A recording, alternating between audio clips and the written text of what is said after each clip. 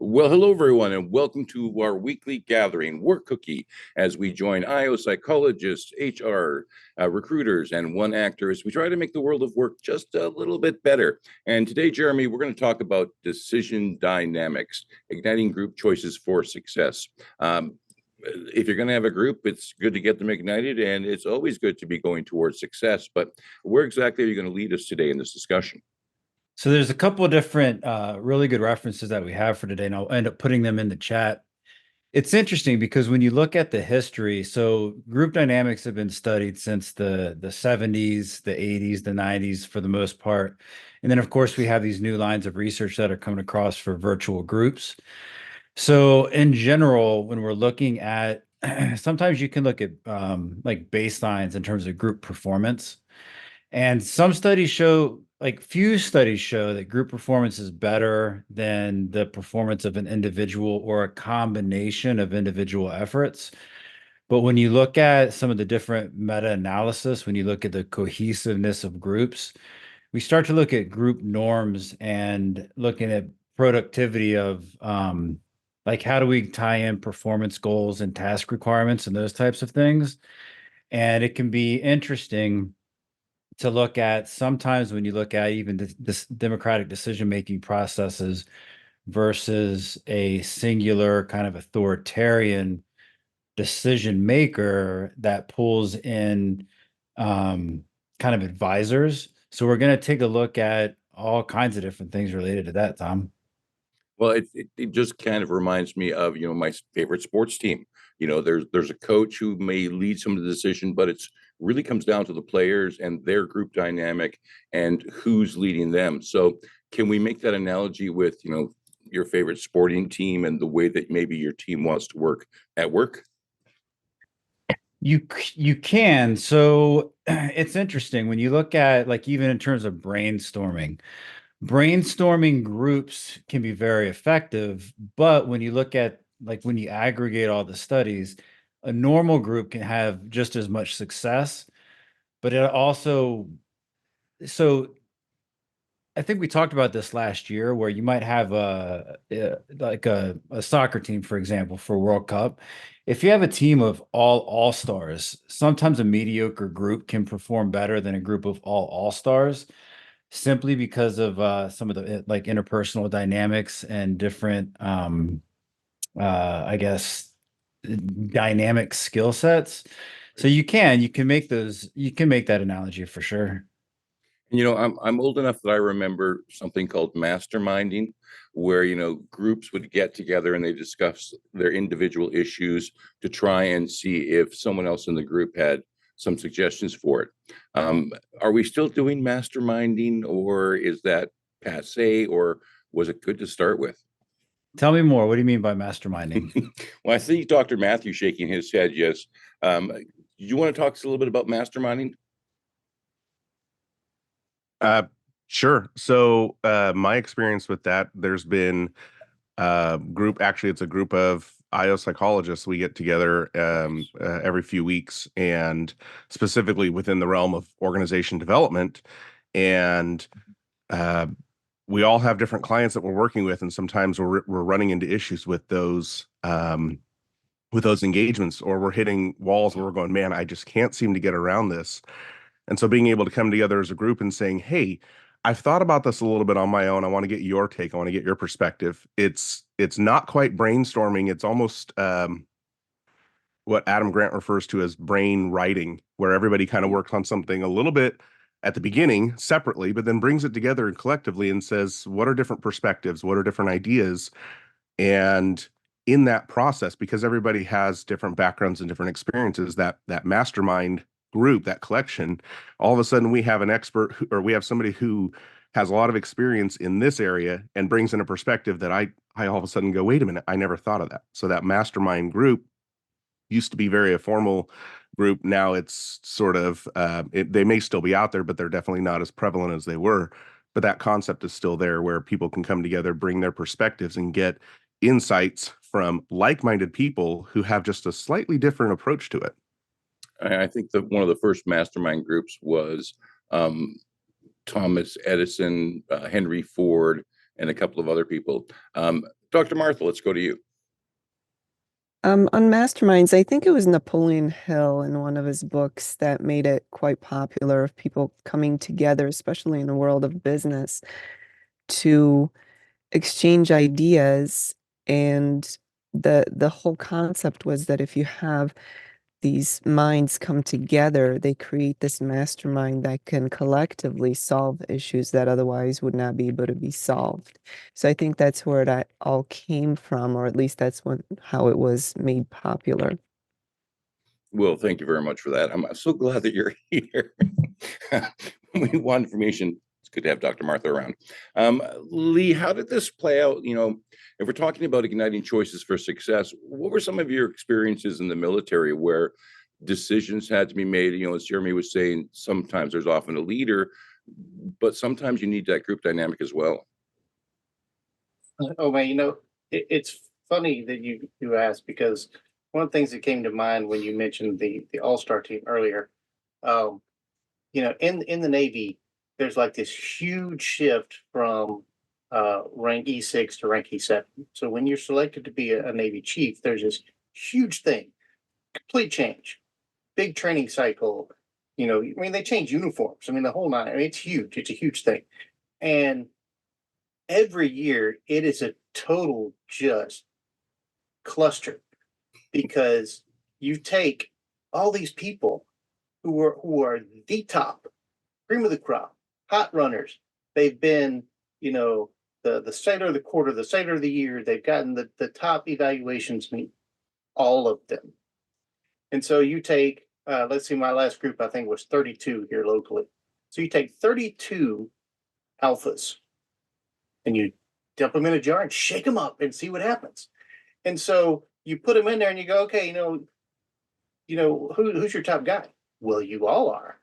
And so now how do you work together? They don't at all. When you first put them, you talk about group forming, storming. Oh yeah. Thunderstorming.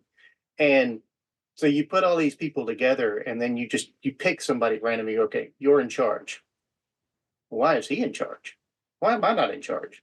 Why do I want to listen to him? Why does he know better than me? And you have all of these individuals that are now trying to form this group, and everyone is used to being the guy. And it's very entertaining from the outside, very frustrating on the inside. But and I've mentored many of these groups over the years, and I'm like, guys, every single group. I would love to say my group is different, but we weren't.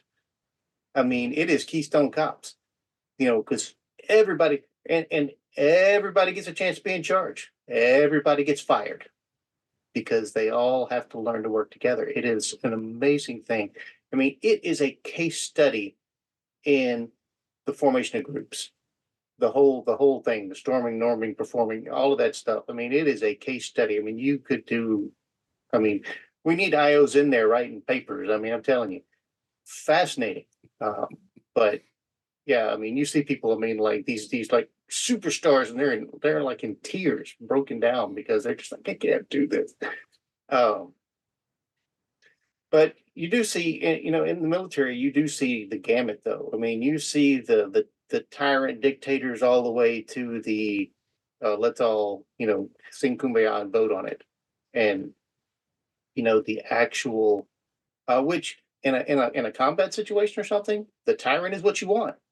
Somebody's just going to decisively make decisions, and everybody just does what they're supposed to do. But anything short of that, the people in the middle are the ones that, because during my time, I found that the most effective was somewhere in the middle, where it's like, look, if I tell you to do something, that's what has to happen.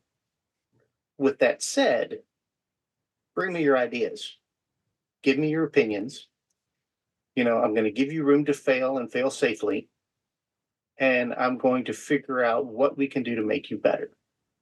And it was very successful. I worked myself out of more jobs because the team did. I'm doing it right now. I was talking to somebody about that this morning, where I took over this chaotic thing where all these people were, it was micromanagement. It was terrible. Morale was horrible. But we got in there and said, okay, so we're going to put everybody in a group. And we formed a group, and we went through the same things, and we gave everybody a voice. and we made them collaborate. And today, I just kind of oversee it all. It's kind of on autopilot. Because we allowed those front runners to do their thing. And so they take care of their thing, and then everybody else falls into their places. And humans are interesting in that we will all shake out into our roles if you allow it to happen.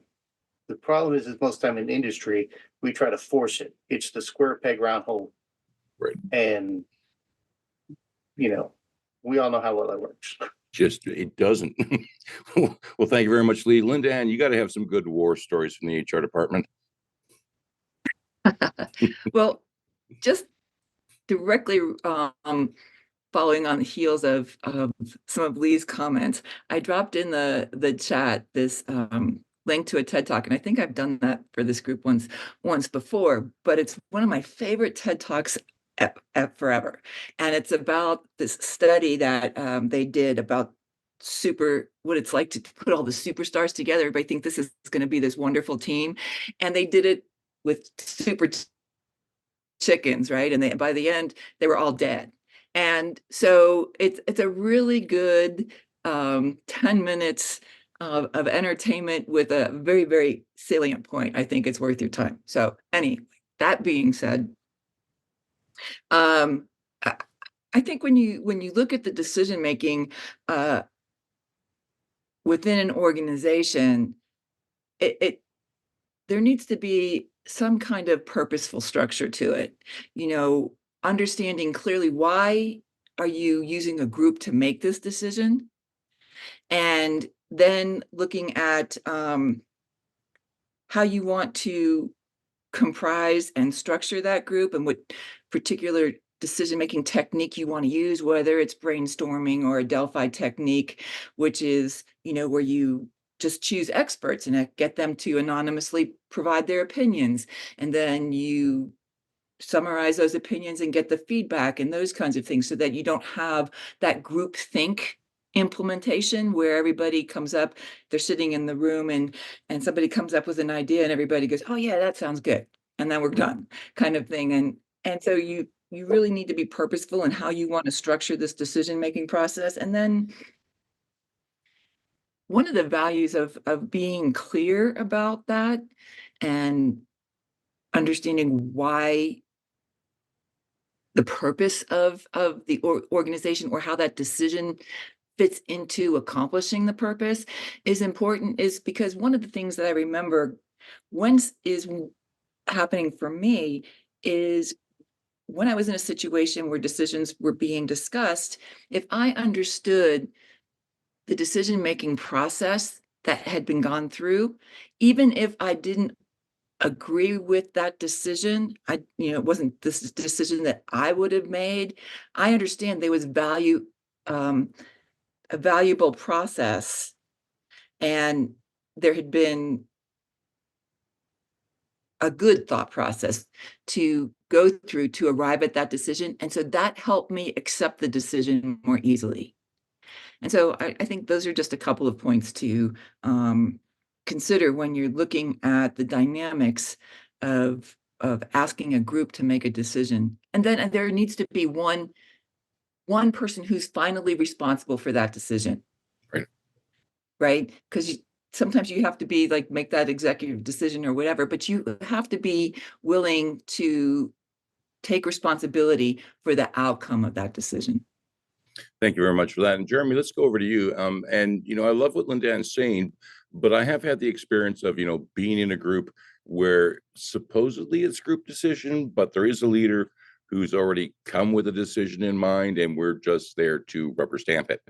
Do you see a lot of that with what looks like a group decision, but it's really not? When there was actually one of the references for today, let me get over to it. It's called Group Dynamics Findings from Coordination and Problem Solving and Decision Making Meetings.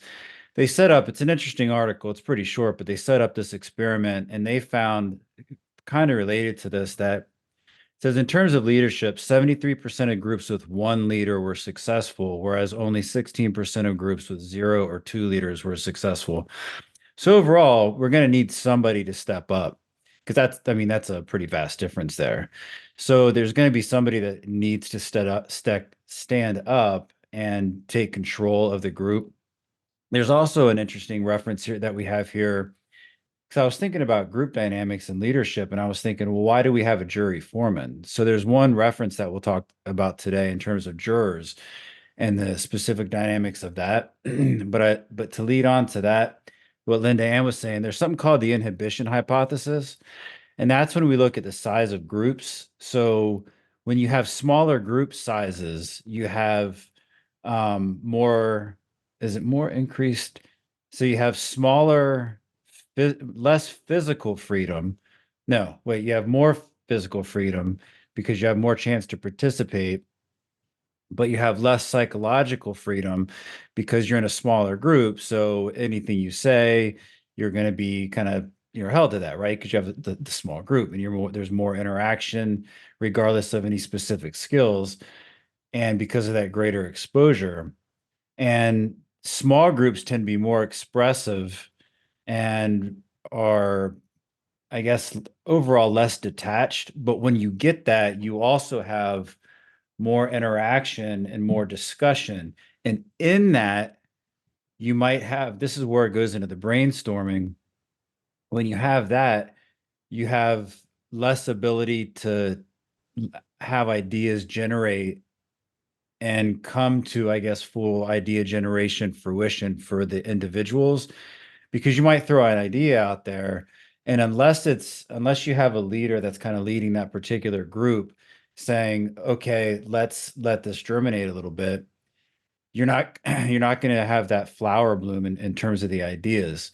So it's interesting when you look at brainstorming and you combine that with the size of a group, and then whether or not there's a particular leader in the group in terms of coming up with possible choices for the decision.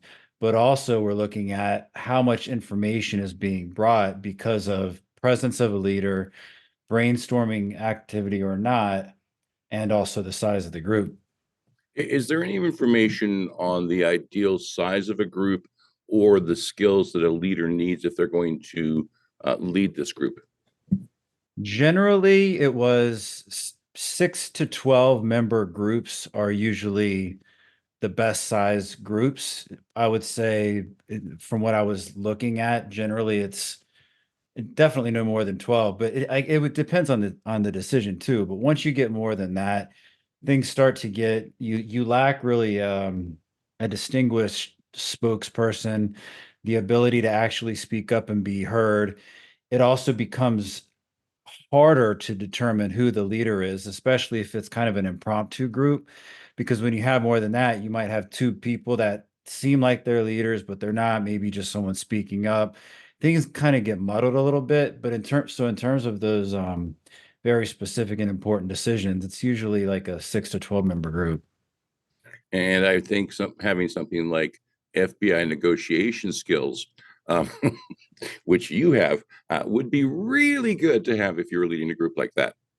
It doesn't hurt, and even when you're not leading a group like that, to have those particular skills to get everything out of everybody, and to also help to lead the group and be that, I talk about this a lot, be that spider web that you're able to pull all these ideas together. Because a big part of that also is, how do you get others to really just come to a sense of agreement? And as you showed me, it works really well on kids as well. It sure does. Nick, let's go to you. Yeah, it's an interesting sort of thing. I think we talk about, a leaderless group. You'll get people who are working together professionally, and they'll just try to out nice each other. And, oh, well, you go. No, you go. Then it gets to that sort of teenage, no, you hang up first sort of ridiculousness. So I think that having a facilitator or leader or somebody to say, this is the decision we're going with now, we're done, we're moving on to the next topic, can do that. But I think, on Ann's point, just kind of thinking about like seeing the transparency in decision making leads to an understanding of why. I've walked into several organizations where you get the greatest answer of, this is the way we've always done it. And I wasn't there for that initial discussion. And so until somebody comes through and explains the logic of how that decision was come to, I can't really understand or support. But knowing that there was investment, like they put some thought into it, they didn't just, arbitrarily make the decision, always helps kind of support it. And even that, like once you track that logic, you can then go behind the scenes to do the homework and say, okay, what data do I need to maybe say this doesn't work, and I can point this out. But you can't make a case against the decision unless you know what went into making the decision as well.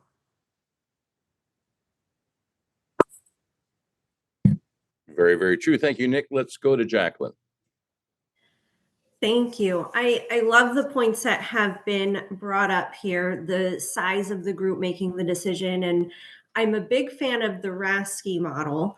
And I think LindaAnn was the first to say, the leader eventually, or whoever it is, has to step up and be the A there, right? The decision maker.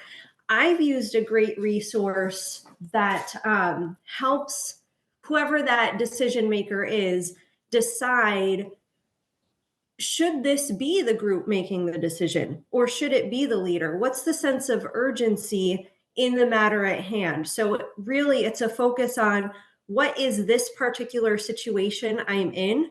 And is it appropriate to make this a group decision, or is it more appropriate to make this a leader decision? And I think most importantly is, after that decision is made or leading up to it, depending on the situation, that there's communication. Maybe I'm the leader and I had to make this decision, and here's why. Here's why I couldn't consult. Maybe it was timing, maybe it was confidentiality, whatever that might be.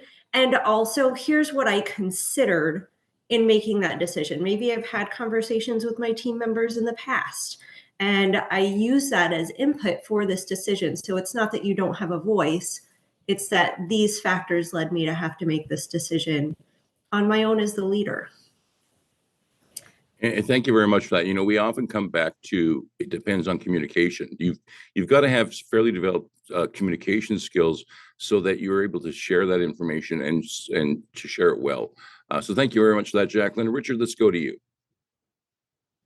Yeah, I'm going to put a resource in the chat. Back in my studies at Purdue, there was we had an organizational management and behavior class, and I remember that there was a study on inclusive membership. So there's the whole concept of like belongingness, right? And specifically, when members of the team feel that they're supported, feel that there's justice and equity, and that that they have had the opportunity to provide input into shared decision making, and they were recognized for that, right? I think that's a big part of that, is the communication and the recognition that, yes, we were heard, maybe not, we didn't go the direction that I wanted to go in, but that recognition goes a long way to fostering further engagement. Otherwise,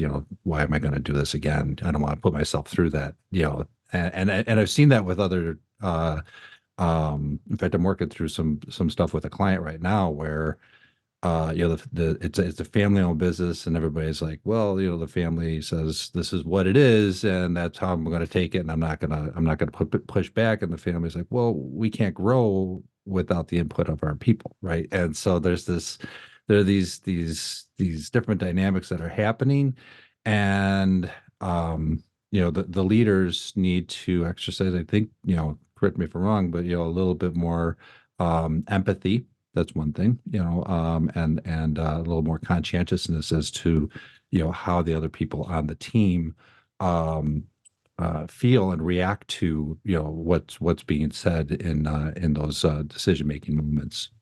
Well, I think you raised some really good points there, Richard, where, just because you bring people together doesn't make them a team. They may not be effectively working together. And how much is it safe for me to raise my voice in a group? How much does that come into play with several of the group's dynamics that you might be working with?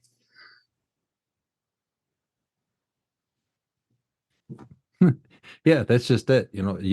people and I mean, I think this has been one of the recurring themes I've seen in the research that I've conducted over the last 3 years or so. It's that feeling, the perception of organizational support. I think I can't remember the acronym I used the last time, but that perceived support among the people. If they don't have that, you're not going to get the engagement. You're not going to get good decision making happening for sure. Yeah. So Yeah, I've been in several groups where, I've got a strong voice. I'm not really sure they want to hear it. Which, yeah, I don't feel safe. If my job's at risk, or I feel like there's too much at stake here. Why am I going to put myself out there? Yes, that certainly happens. Just making enemies. Lee, let's go to you. I believe Dr. Lampe had his hand up first, and it went down. Oh, okay. All right, I'll go then. Just to kind of build off that, as Jeremy pointed out, every group has to have a leader. Nominally, there has to be somebody with the ultimate responsibility, and they have to take responsibility for the ultimate decision, whether it's made as a group or made as a person. You have to have that point, because, true democracy is kind of chaotic. Everybody gets a vote, everybody can veto everybody else. And so there has to be a decision. And depending on the situation, there are times where the leader has to make a decision, regardless of the feelings of the group or whether or not there's time to consult the group. But that brings it back to the communication and the trust and the psychological safety that, if I'm the leader of this group and I have to make a decision and I don't consult you first, there's a reason. And you have to trust me enough to go through with that, understanding that I will fully talk to you about it later, and I will fully explain, and I will fully allow you to answer your questions and lodge your complaints and whatever else. And, if you can foster that trust in your group, then things tend to work. It was an interesting dynamic because the military has a tendency not to work that way. It's do what I say and don't question me. And, but we're seeing the new, with the new generations coming in and the changes in general, we're seeing these changes where there is more of that collaborative leadership. And, when I was building my groups, it was just a simple thing. Look, I will give you feedback. I'll give you your input. I will allow you a say in what we're going on, and please ask me your questions. Even if I don't want to answer them, I still want you to ask me, because I'm gonna, no matter how uncomfortable it is, and unless I am just forbidden, I will tell you everything that I know. I don't believe in being the senior guy with a secret, and so the caveat to that is when the stuff hits the fan and things got to happen, you have to do what I tell you to do. Don't question me right now. Just do it. And then after the fact, when we do our after action, ask me all the questions you want, and I will give you the skinny. And you can feel free to disagree, and we will note it in the after action report. We will note that you disagreed with my decision, and that's fine. But in the moment, I need you to do what I tell you to do, because, well, in that situation, there could be lives at risk. But, just in general, if we're in an emergency situation, things have got to get done. But you got to have that trust that they know I will get my say, when this is all ultimately over. Well, I'd vote for you as leader, Lee. I appreciate it. There you go. Dr. Matthew, let's go to you. So what Richard was talking about, and then as well what Lee was talking about, leaders having empathy and that creating that environment of belonging for your employees, it really speaks to the organizational culture.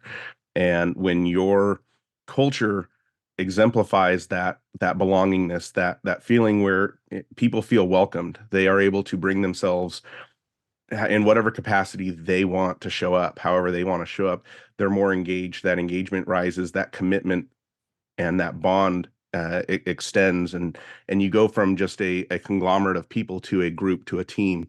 And so when it does come time for those, in the moment, we must make a very quick decision, and they turn to the leader. Leaders can be both in the formal position, but also in an informal position. If you're somebody who has a great reputation among that team and among that culture, and you make that decision, that process that your group goes through, you're going to follow because of that cohesion and that bond.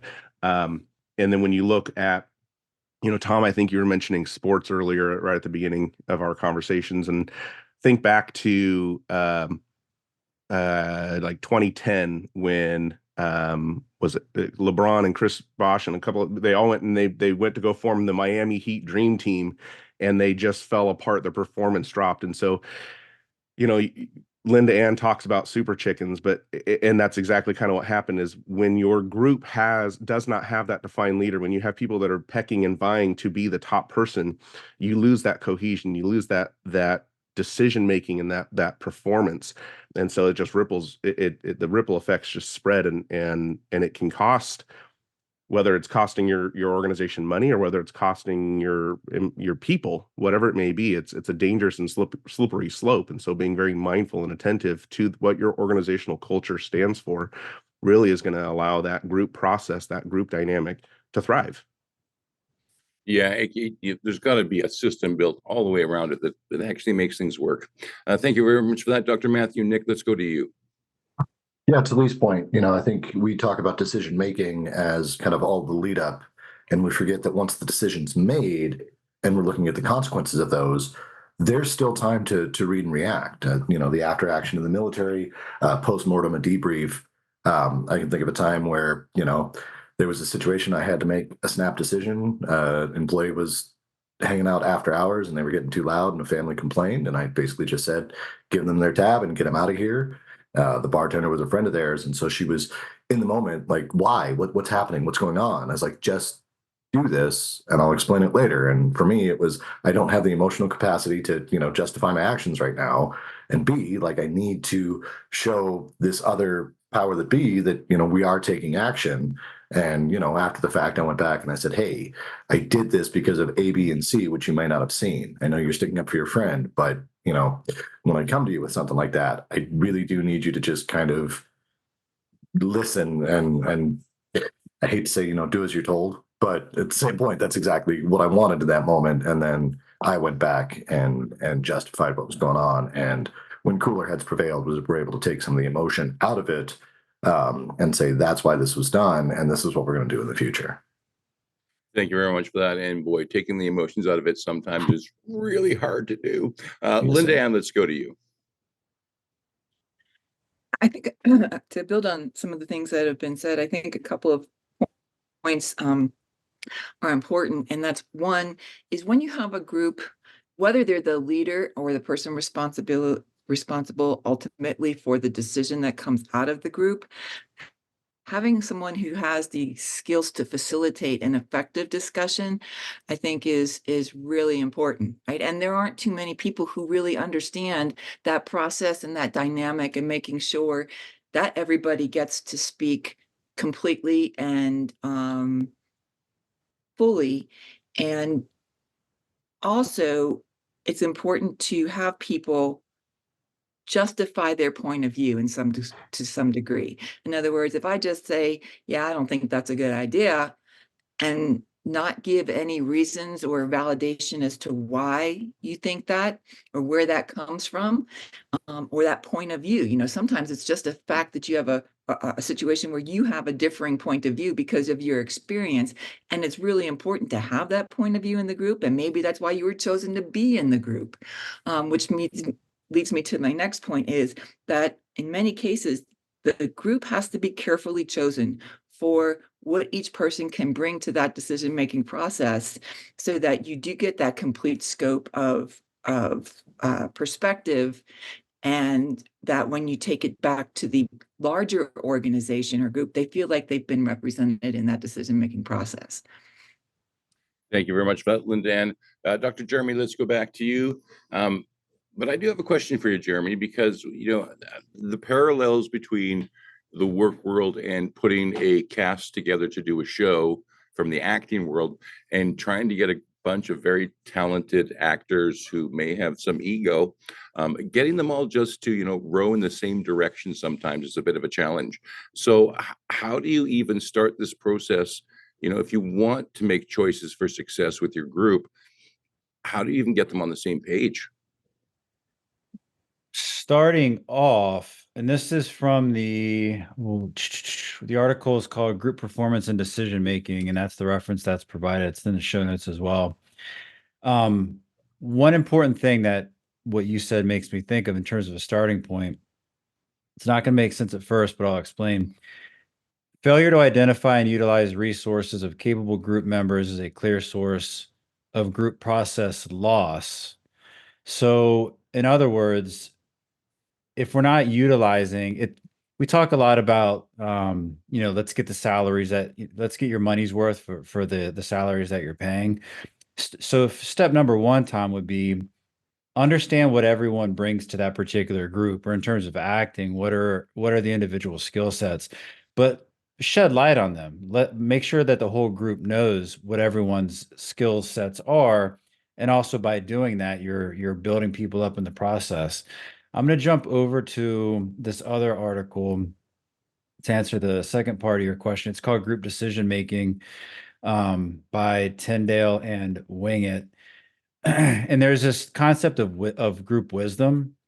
So first off, it says, and again, there's varying research on this. Groups tend to be more accurate when their members hold diverse perspectives. And there's a ton of research on the pitfalls of having diverse perspectives in decision making, and then the benefits of it. So I just encourage everyone to do your own research, because there's pros and cons, and it's really about how you manage the particular process. But when you look at group wisdom, and this is kind of going back to what LindaAnn was saying, first we think of what is wisdom. I was reading yesterday something in it. Wisdom is doing things now that you'll be happy with later, or making choices now that you'll be happy with later. And I'm sure there's a thousand different definitions of wisdom, but that is one thing, because if you think about in that particular definition, what does that mean? It means putting aside your immediate needs or your immediate wants. It means trying to put aside and look at different perspectives on things. And that jumps back to what we just said about looking at different perspectives. It also means trying to reframe a particular challenge or a problem so that you can put into analogy, break the lens of through which you're seeing something. So I think that's important in terms of how we start to look at what wisdom is. And it's interesting too, because there's an article that I came across. I don't know if it's one in the show notes today. I think it is. But really effective decisions don't really require, some studies find, don't really require interaction among group members. In terms of like the discussion aspect, because the discussion aspect, again, it goes back to not letting ideas come to full fruition. When discussion also leads to what? Conflict. Discussion also leads to people feeling certain ways or feeling slighted. So sometimes the less discussion there is, the better the decision can be, because you're really just taking into account factual information. And also that gives time for people to find other information than just what is being presented by the group. So I think the overall theme, or one of the, I guess, insights for today is maybe start to create, based on all this information, some kind of a cheat sheet where you're saying, what can we employ? What's the makeup of our particular group now? And going back to your other question in terms of too many chefs in the kitchen, right, Tom? Kind of with the actors. Well, what did you say? How do you get them to come to a consensus? How do you get them to row in the same direction? One part of that, let me switch back because I've got all kinds of docs open here. Decision, nope. I did have an interesting finding for that. Let me get back to so this is where the process of the decision can actually influence the actual outcomes. I can't find it, but if my memory serves, when you can break down, here it is. Breaking apart a decision into component parts can change the types of decision groups will reach. So for example, if not everyone's not rowing in the same direction, the authors found that even if 2 or 3 members of a group are against some part of the decision, they can disagree on those particular parts. And then the whole group can say, all right, here are the different parts. And for example, vote on that and end up endorsing an overall proposal. So one way would be to say, what's the overall decision? If we're not rowing in the same direction, how can we break it? It's a process, right? All right, let's break it down into its components. So full circle, Tom, kind of went back to hopefully answering a little bit of your question.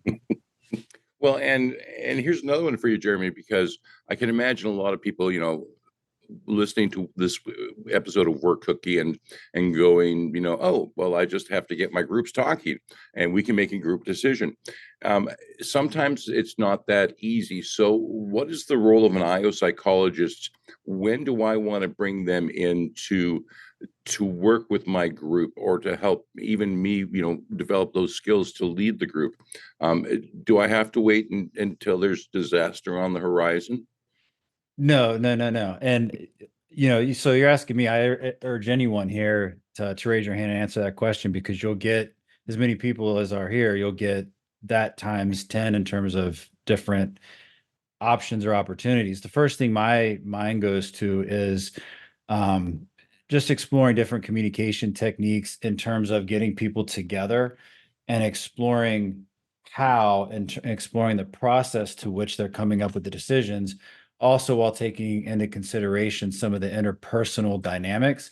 The second thing I would say is looking at personality characteristics in terms of some kind of psychological assessment, where you're looking at for example, like a Hogan judgment report, how people what kind of information do certain people process better? Some people process more verbal information over numerical and vice versa, while some people are actually very good at both, which is called a versatile judgment response.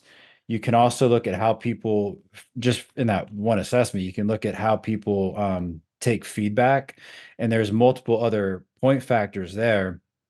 And then there's other interesting assessments, like the Colby A, for example, where we're looking at not just cognitive and affective, meaning emotional methods of how we go about working and problem solving, but also the conative aspect, which is kind of the gas behind all of that, if you're looking at it in terms of like a vehicle analogy. So I would say IOs can bring a lot of clarity and purpose, and also going through that discovery process, but also figuring out some really solid procedural methods for helping teams interact with less conflict, better performance, and also better outcomes. It kind of reminded me of trying to play a game without knowing the rules. At least an IO psychologist can set down the rules of engagement. So thank you very much for that, Jeremy. Jacqueline, let's go back to you. Thank you. When I think about how do you get the team rowing in the same direction, I think, where's your strategic plan and are they on board? So have you hired an IO to help you form your vision, your mission, your values? Have you gotten help in your talent selection to make sure that the people you are hiring feel a purpose in the company and a purpose in the vision, the mission, the values? And then do you have employee engagement that they are bought in to those items? And so when you have that in alignment, it's not going to take care of all of these decisions, but you're going to have a lot less conflict in decision making because they're all pointed towards the same North Star. And if I can, the original reason I raised my hand was to go back to the super chicken. So just very quickly, I think that we as a society have a problem where we glorify the leadership role. And what is the leadership role? It's a certain skill set that you can organize and lead people. There's other skill sets that are very valuable as well. I was once talking to a leader about their org structure, and he was talking about a very highly skilled worker with a very specific skill set. And he said, this person could leave this company right now and go make $80,000 more somewhere else. And, you know, there was fear in that leader's voice. And I said, pay this person more. And that leader's response was, I can't, because they'd make more than their supervisor. And there's something wrong with that when we can't pay people appropriately for the skill set. And it's because we're glorifying this leader role. And the super chickens wouldn't be pecking at each other if we weren't glorifying that top spot, if you will. Yes, there's always a pecking order. Thank you very much for that. Dr. Martha, let's go back to you. We talked about the different things that come into play when we look at groups and group decisions. We talked about just the right number of group members. We talked about the different talents and strengths of the different group members, how that comes into play. We talked about having a leader, someone who can make the final decision, and group members having the ability to trust that they can speak up and share and contribute to the decision-making process. But I think one of the things that we have to remember as well is the quality of the leader, because yes, as important as it is for someone to make that final decision, that person really has to be the right person.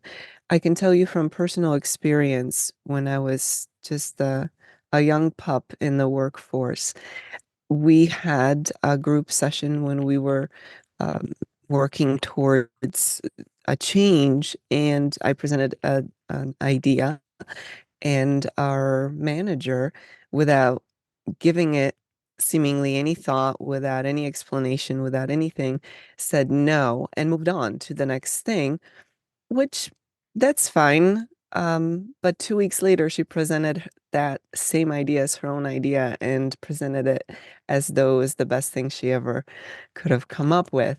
You can imagine my internal response to that, right? Because never again would I feel safe presenting any ideas in that group. Forget getting shut down. That's fine. I'm a big girl, but for her to come back and present this as her own idea and pat herself on the back continuously. So the caliber of the leader is tremendously important, because you can have the best group members, the right group size, the best talent, but if the leader squashes down that group one member at a time, then your decision-making process is going nowhere. Are there some key things we should be looking at for leaders to have some basic skills? Well, obviously, there need to be some basic skills, including people skills, including social skills, including leadership skills.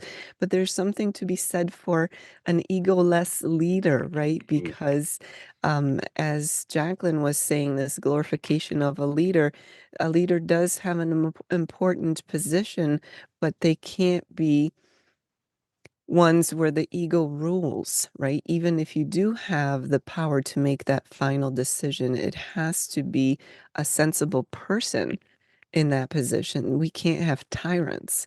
We can't have dictators in those positions. So obviously, there are some very basic skills. We have many people in leadership positions that don't belong there. And we see this in every aspect of life, from businesses to politics to anything really.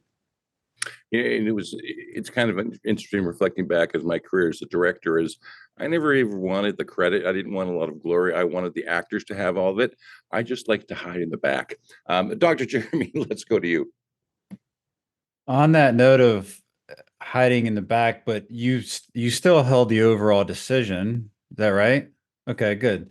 So this is little excerpt from the article Group Performance and Decision Making, which has been provided and of course is in the show notes. So there's this, because we're talking about different systems, there's one called a judge advisor system, which is, makes sense. A lot of people provide wise advice to one decision maker, and the final decision is in the hands of that one person. But there's some interesting things here. The best predictor of an advisor's influence on that decision maker is their level of confidence. So that was pretty interesting overall, because here are some of the other things that didn't stand out as much. Okay, general finding is that advisors influence judges, but the judges give their own positions more weight. All right, we get that because we all have our own biases. If we're going to be making the decision, we're going to take in our own experiences, yada, yada, yada. They give more weight to the decision makers give more weight to advisors who have preferences similar to their own. Gotcha. Confirmation bias, we know that. Judges are sensitive to the accuracy of the advice they receive.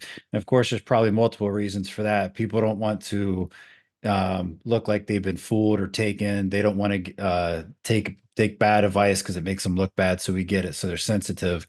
But again, these are just findings of a study, things to take into consideration.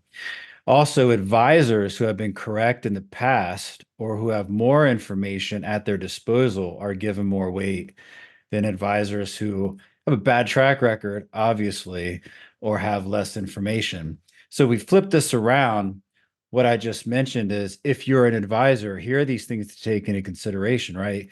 Have more information, be right more often, have a better track record, be confident in what you do, and try to draw similarities between what your preferences are and what the decision maker's preferences are. Try to find alignment and show that alignment when the decision maker might not see it, because that can be important too. And again, this one's particularly called a judge advisor systems for those of you doing your own research. I have to do some of that research. Richard, over to you.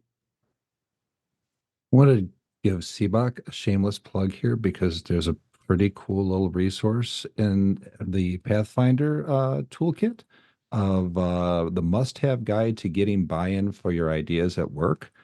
So if you belong to CBOC, you'd have access to that little nugget of helpful tips, because it's a really, really solid resource, and at the end gives you some buy-in themes. So we've been talking about leadership, like the leaders part of it, right? But that the other group, the group that's following the leader, right? To get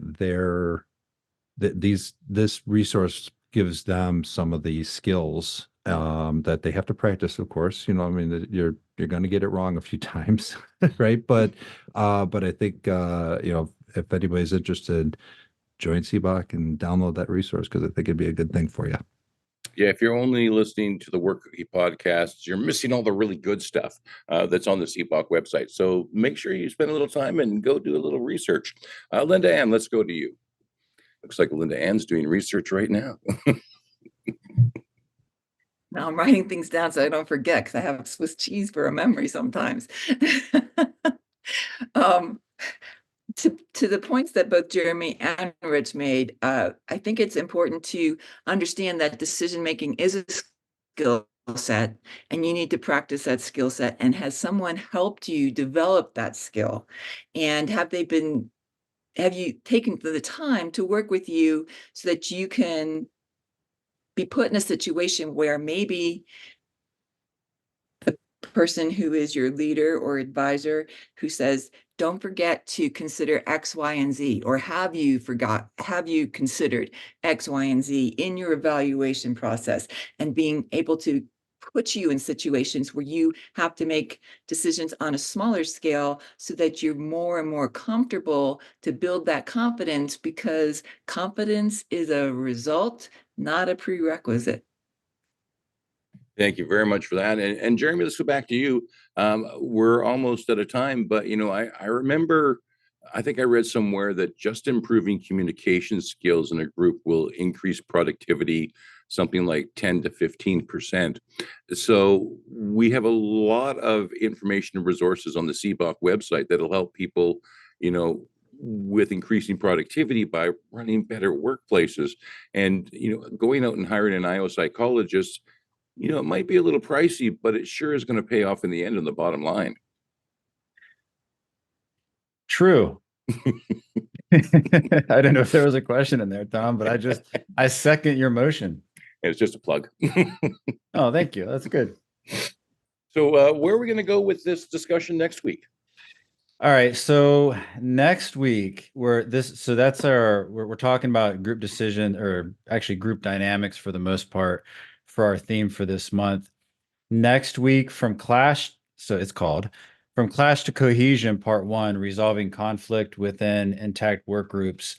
The week after that is Part 2, Resolving Conflict Between Work Groups. After that, on the 25th, is The Team Tapestry, Weaving Group Interactions at Work. And overall, we have 9 events this month, including a Salt Lake City in-person meetup for anyone in or interested in IO, open to the public, and then one in Edgewater, Colorado on January 30th. And of course, we've got our momentum sessions, IO job seeker meetups every Monday at 6. And Lee's events. Lee, you still here, Lee? Yeah, Lee's still here. Tonight at 6:30 Eastern? Yes, 6:30 Eastern. Nice. So yeah, we're still packed. I thought last month, I didn't realize we had so many events. I think I said, hey, we have 10 events this month, but I guess we always have 9 or 10 events. We are a busy place, but it's always good information. You know, hang out with Lee. Also, with shout out to Dr. Martha. The stuff you've got on YouTube and on your website. What's again the name of it?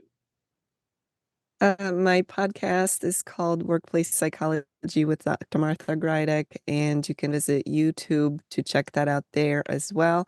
And the YouTube channel is Stress Free with Dr. G. And if there's other IO psychologists out here who haven't started their own podcast yet or are doing stuff on YouTube, get with it. The more, the merrier. And with that, Dr. Jeremy, I think we are done for one more week. We sure are. I like that. Stress free with Dr. G. It's got some nice ring to it. Very good. We'll catch you everyone next week. Thank you so much. Beautiful as always. Counting out in 5, 4, 3, 2, and 1.